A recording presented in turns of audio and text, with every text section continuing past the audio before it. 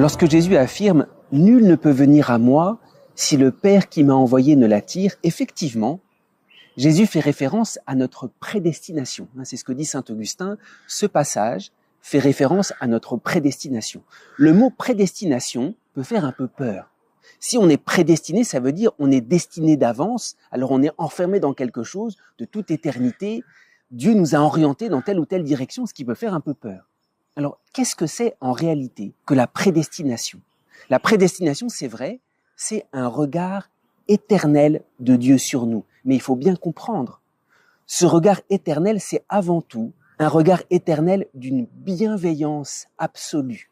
C'est pour ça que un autre passage de l'Écriture qui fait référence à notre prédestination, l'Épître aux Éphésiens nous dit « Il nous a prédestinés à être fils adoptifs par Jésus le Christ ». La prédestination, c'est d'abord le regard éternel de bonté de Dieu sur moi. C'est pour ça qu'il n'y a aucune peur à avoir de la prédestination.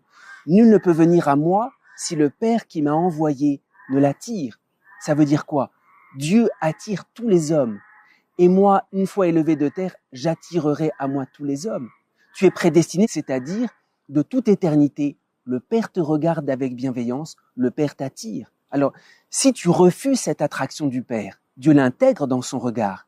Mais ce regard, il est pure bienveillance. C'est pour ça qu'il n'y a aucune peur à avoir de la prédestination. Se remettre devant notre prédestination, c'est se remettre sous ce regard brûlant. Avant même que nous existions, le Père nous regarde avec amour.